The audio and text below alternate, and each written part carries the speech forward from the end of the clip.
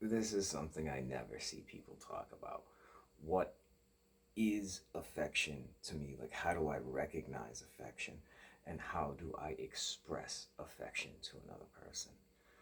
And if you come from a background with, a lot of disturbances in childhood or severe disturbances, uh, severe trauma and abuse, these notions get warped in your mind, just like sexuality does when you go through these things. It gets warped. And what it can end up being later in life is deeply unhealthy. And pretty much everything I talk about beyond this point is, toxic to yourself. If you relate to or really feel what I'm talking about, you should definitely talk to somebody about it. Somebody that understands these things, because it is outrageously unhealthy and you're setting yourself up to get devastated internally. And I don't even know how to express the loss I have felt because of it. And I didn't have to. I do it to myself without further ado. Because of the way my life had gone, there is a compulsion to be loved. It is love me, love me, love me. Like, you never know it because I keep myself very distant and disconnected, and I don't seek people's approval. I learned to not even go after it. Just, it's irrelevant. It's beneath me. I can't connect to those people. They won't understand what I'm saying. It's useless to try and even talk to them. So it's not something that people would immediately associate. Now, if you know what you're looking for, yes, it does actually make sense, because a person who's that distant and disconnected, they've been doing that since an early age, which means what happened at an early age, which means part of the brain kind of freezes like that. So it's like the love I have for another person, for a woman in this case, is like the love of a child. It is almost like worship. And that what comes with that is, instead of like objectification, where like there's a physical attractiveness, it is a sense of worship. And I heard in a lecture once a guy describe this as, he sees a Madonna, not a Venus. Which, like, what that would mean is, like, the Madonna is like the virgin caretaker mother. Venus is like an embodiment of like sexuality. And I was like, wow, that really does kind of line up. And this is unhealthy for many reasons. Number one, you're putting the other person in a position where it's inappropriate. It is not their place, and you're putting them in that place. And it can leave them deeply unfulfilled, because, usually a woman wants a man, not a child. And this can cause tremendous discord. However, if the person really loves you, it's something they're going to just deal with, or like hand wave away, and it's just like, that's the way he is. And that over time can turn into hatred. But they won't ever want to admit that to themselves, because they love you, so they don't want to admit that they hate you to themselves too. And this is just negative almost across the board. There are things that can be done to like lessen it and redirect and change it, but I'm not sure if it will ever be fixable. I've wondered about that, like if these holes in me, like if they were to be filled in the ways they needed to be, would I get over it, or is my brain just hardwired this way because it went like that in childhood? And Like if things happen early enough, especially before words, how do you communicate with a part of your brain that didn't use words to form itself? Like, how do you communicate to that? Um, I I don't have an answer there, but if I had to put one word, like what is love to me? How do I show that I love another person? It's suffering. And that is so wrong. Once again, this is so unhealthy because it directly like puts yourself in harm's way to show love, and that is beyond unhealthy. But it is something I have done time and time and time again because I didn't recognize it. I mean, for years I was just blind to this stuff. Um, the disturbances and trauma in childhood. The problem is it creates these blind spots later in life where you don't really recognize what's happening because your mind is so used to it, and this is just the way it is and the way it's always been. But outside of your mind, that is not what the rest of the world sees. An example, there was a girl I'm madly in love with still, and we were very bad for each other, I guess. But I was unwilling to see that, and realistically, I'm still unwilling to see that. Shameless, absolutely shameless. But what would happen where she would call every half an hour or hour? What are you doing? Where are you? What are you doing? Where are you? But to me, in my affection starved brain, I'm not interpreting this as like an overstepping of bounds or she's being controlling. Um, I am like, oh, you care about what I'm doing. And misreading that situation is not good. Um, you can argue like if the damage in two people connects, yeah, that's in a perfect world that could work. But usually, what happens is deep emotional connections get formed in a situation that is untenable, and you both make it last as long as you can because you really care about each other and you really love each other. But it was just never gonna work, and it's getting ripped apart, and then everyone dies a little inside. And uh, you know, I equate love to suffering. When things end, I want it to hurt for a long time. Like, I don't want to get over it. In my eyes, it should hurt. If it doesn't hurt, everything I said to that person wouldn't be real. It, it would just be something that I moved on from. And I put a very high price to purity. It is something that I am indelibly drawn to. And it, once again, most likely is very toxic to me. This obsession with purity.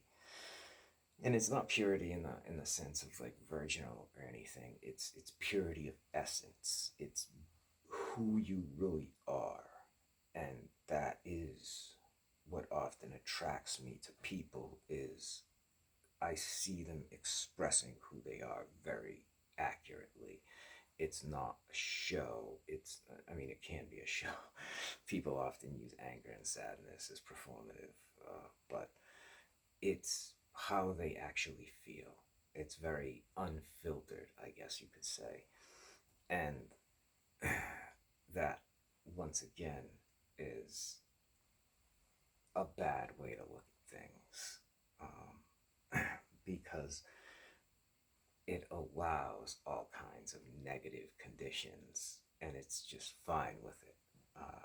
Like, as long as it's honest then it doesn't matter how negative it is, even if it's negative to me, it's acceptable. Um, and that is bad. Uh, do you see a trend developing here where like almost everything is bad and like setting up things to be an explosive and spectacular failure? Um, yeah, because it's something I've seen myself do in at least two different relationships where it's like, wow, um, this is this is not a good sign. Uh, and after that, I was like, this has to be addressed. We have to start doing something about this. But most people are on the path of least resistance in life.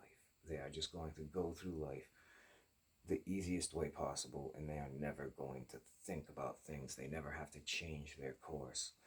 Um, like if you come from a somewhat productive family that has like a middle class lifestyle, you go, elementary school, middle school, high school, college, get job, get wife, have kids. The path is laid out for you, and you don't have to think about things outside of that a lot.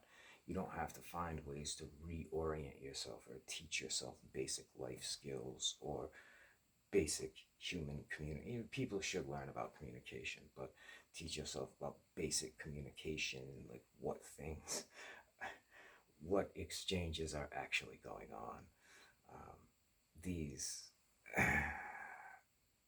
then people like that that just never have to think about things in a greater context.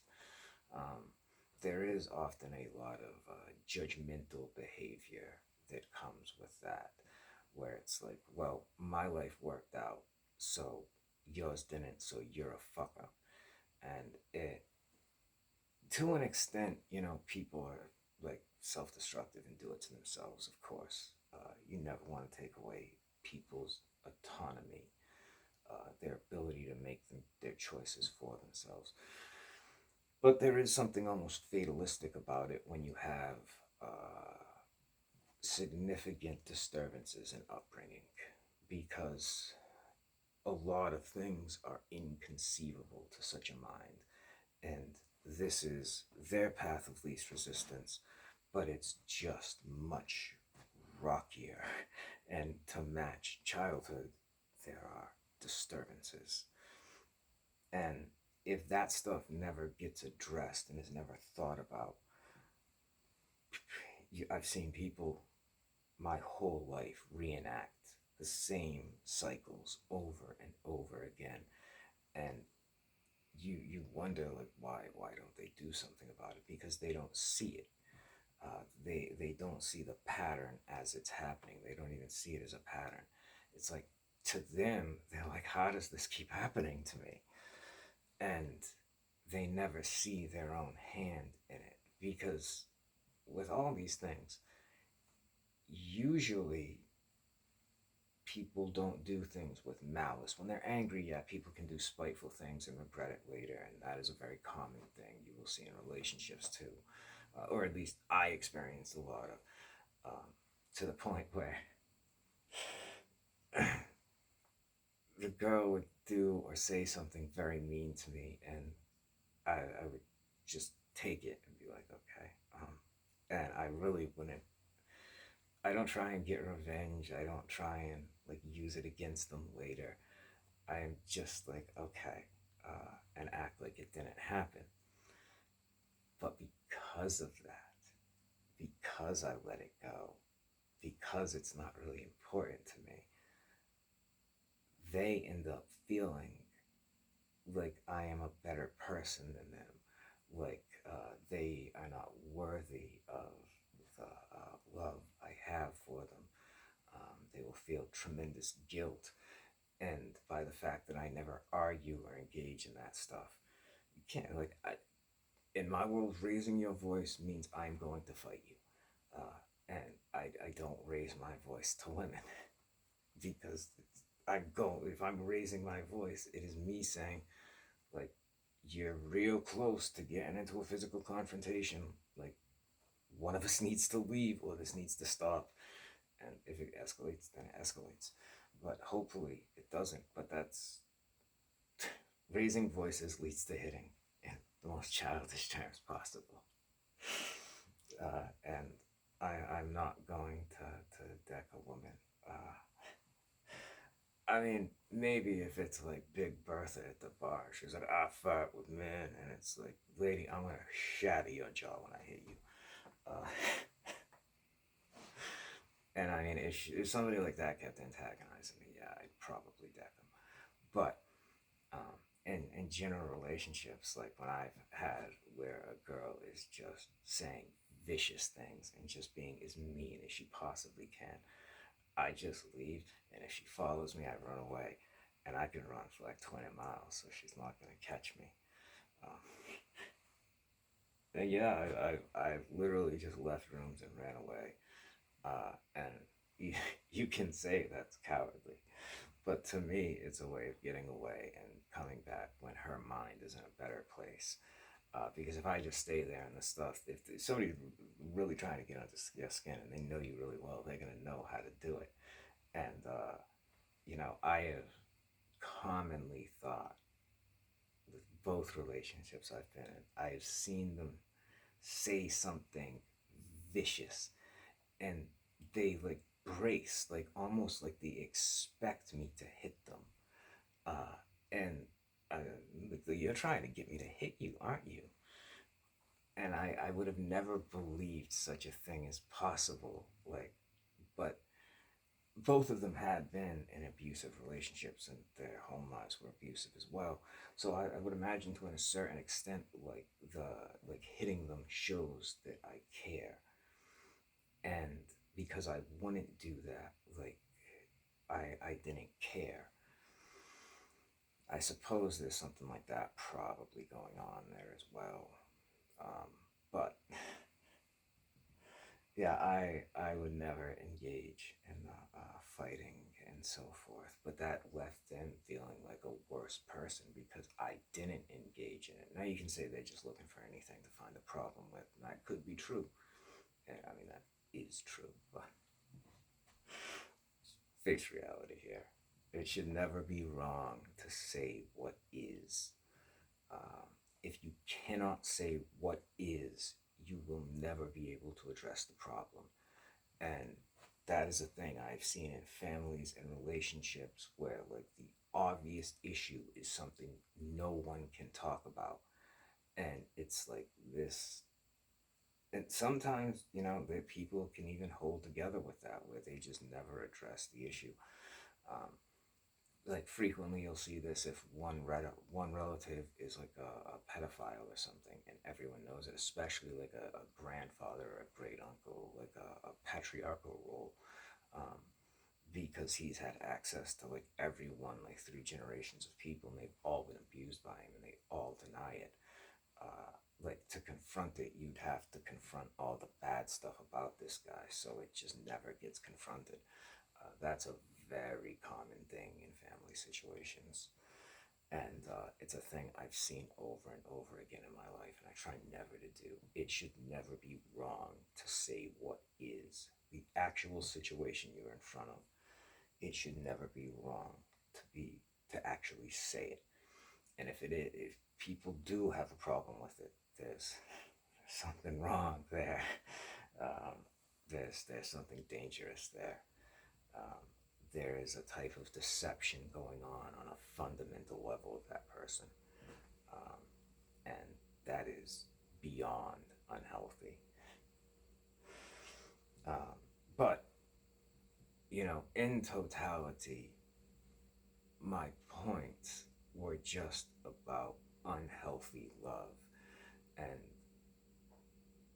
that's what I kind of see everything as. And I've had to work to change these points of view, and some of them I have, and some of them I haven't been so successful at. But um, it's something I never see people talk about, and it's something a large percentage of the population experiences. Maybe I'm just looking in the wrong places too. But um, most of the time in like our social media driven society, people don't want to make things that's going to cast themselves as like weak or lame or pathetic. And it's like, that's reality. Um, I understand people are insecure, so they don't want people to think they're pathetic. You shouldn't want people to think you're pathetic.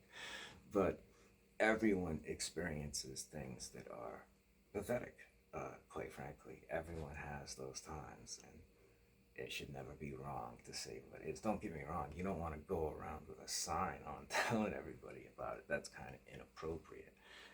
Um, in this context, even with me, I'm not a fan of talking about it, but I do think it's an issue um, that is often avoided because of how dumb it makes people look, quite frankly. But in doing that, it never gets people to look at themselves in the way the issues they might have with, expressing affection and recognizing affection coming from someone else. And one last thing before I shut up and then I'll get out of here. But a common thing I've seen in relationships is person A and person B are in a relationship. And person A sees person B like every day. They come home from work and clean the house and wash the dishes. And person A thinks person B just does that. That's the way they are. They always do it.